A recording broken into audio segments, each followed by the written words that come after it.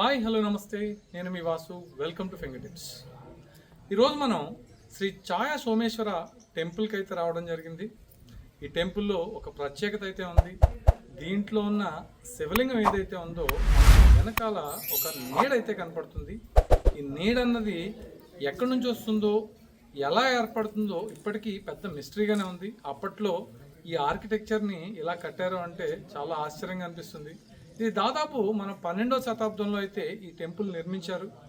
ఇంకా ఆలస్యం చేయకుండా ఈ ఛాయా సోమేశ్వర ఆలయం విశేషాలు ఏంటో ఈ వీడియోలో మీకు కవర్ చేసి చూపిస్తాను, పదండి. శ్రీ ఛాయా సోమేశ్వర ఆలయం నల్లగొండ పట్టణానికి 4 కిలోమీటర్ల దూరంలో ఉన్న పానగల్లు గ్రామంలో ఉంది. గర్భగుడిలో శివలింగం వెనుక గోడపై పగలు మొత్తం కనిపించే సూర్యరశ్మితో సంబంధం లేని స్తంభాకార నీడ ఒకటి విశేషం. సుమారు 10వ శతాబ్దంలో పానగల్లును రాజధానిగా చేసుకుని ప్రస్తుతం నల్లగొండ, ఖమ్మం, మహబూబ్ నగర్ జిల్లాలను పాలించిన కందూరు చోడులు తమ ఆరాధ్య దైవమైన పరమేశ్వరునికి నిర్మించిన ఆలయంలో ఇదొకటి. సమీపంలో వీరి కోట తాలూకు శిథిలాలు ఉన్నాయి. ఇక్కడ లభించిన ప్రతాపరుద్రుని శాసనం ద్వారా కాకతీయ ప్రభువులు కూడా ఈ ఆలయ అభివృద్ధికి కృషి చేశారని సాక్ష్యంగా నిలుస్తుంది. ఇదే ప్రాంతంలో పానగల్ మ్యూజియం కూడా ఉంది. ఈ దేవాలయానికి 2 ప్రత్యేకతలు ఉన్నాయి. ముఖ్యమైనది, ఈ దేవాలయం గర్భగుడిలో గోడపై ఎప్పటికీ కదలకుండా ఒకే స్థానంలో ఉన్నట్టుగా కనపడే నీడ. రెండోది, అక్కడికి దగ్గరలోనే చెరువులో నీరుంటే గర్భగుడిలో కూడా నీరు రావడం.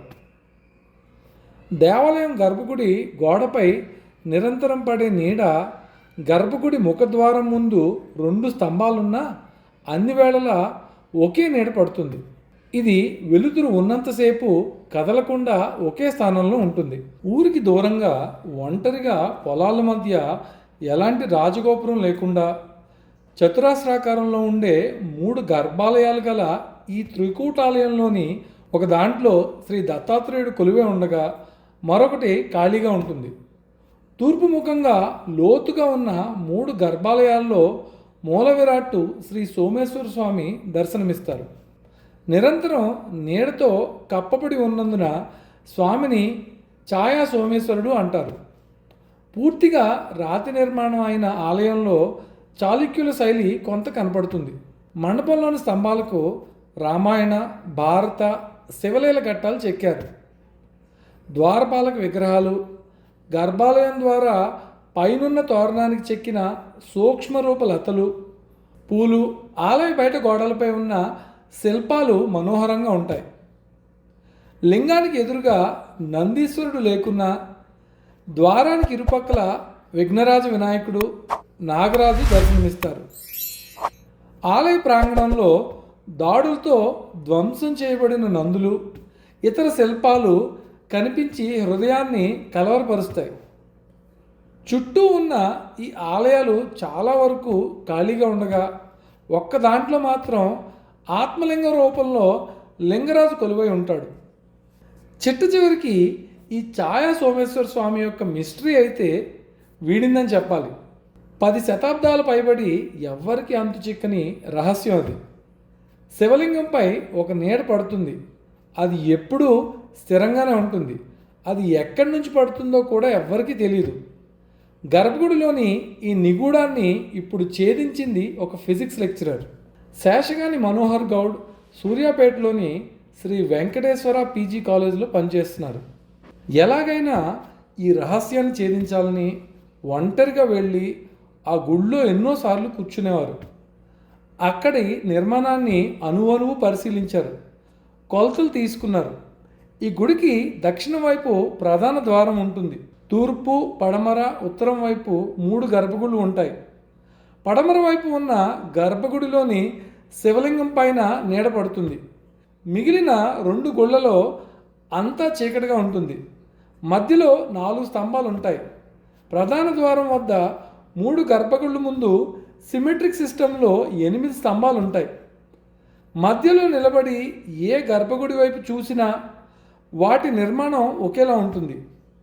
ఇదే నమూనాలో ధర్మకోల్తో గుళ్లను, కొవ్వొత్తులను స్తంభాలుగా ఉపయోగించి ఆలయాన్ని రూపొందించారు మనోహర్.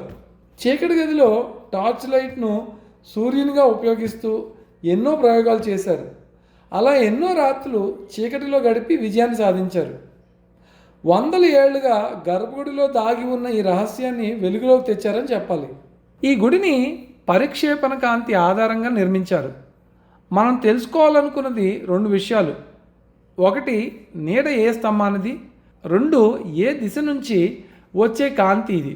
ఆ నీడ ఒకే స్తంభానిది కాదు, 4 స్తంభాలది. కాంతి కూడా 2 వైపుల నుంచి వస్తుంది. నీడ పడే గర్భగుడికి ఎదురుగా ఉండే తూర్పు గుడి పక్కన 2 వైపుల నుంచి కాంతి లోపలికి వస్తుంది. ఇది 4 స్తంభాలకు తగిలి పరిక్షేపణం చెందుతుంది. ఈ పరివర్తనం అంతా గర్భగుడిలోని శివలింగంపై ప్రతిఫలించేలా నిర్మాణం చేశారు. ఇక్కడ మళ్ళీ 2 అనుమానాలు. నిర్మాణం అంతా ఒకేలా ఉన్నప్పుడు మిగిలిన 2 గర్భగుడిలో కూడా నీడ పడాలి కదా. రెండోది, సూర్యకాంతి ఆధారంగా వచ్చే నీడ అయితే కదలాలి కదా, మరి స్థిరంగా ఎందుకు ఉంటుంది? సూర్యుడు తూర్పున ఉదయించి పడమటికి కదులుతాడు.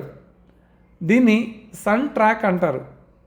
అందుకే పడమర వైపు గుళ్ళో మాత్రమే నీడ పడేలా కట్టారు. నీడ పడే గుడి పక్కన కాంతి వచ్చే ప్రదేశంలో విగ్రహాలు పెట్టి అడ్డు వేశారు. అందుకే తూర్పు వైపున ఉన్న గర్భగుడిలో నీడ పడదు. అలాగే ఉత్తరం వైపు గుళ్ళో పడకుండా దక్షిణ వైపు ఖాళీగా వదిలేశారు. అటువైపు కూడా కట్టి ఉంటే ఉత్తర గుడిలో కూడా నీడ పడేది.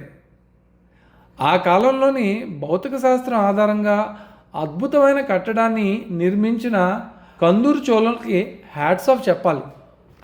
ఇప్పటివరకు మనం ఈ శ్రీ ఛాయా సోమేశ్వర ఆలయం విశేషాలని డీటెయిల్గా కవర్ చేశాం కదా. వచ్చే వారం మరొక కొత్త ఎపిసోడ్తో మీ ముందుకైతే మళ్ళీ వస్తాను. అంతవరకు సెలవు. Signing off for today. Cameraman వెంకట్తో మీ వాసు.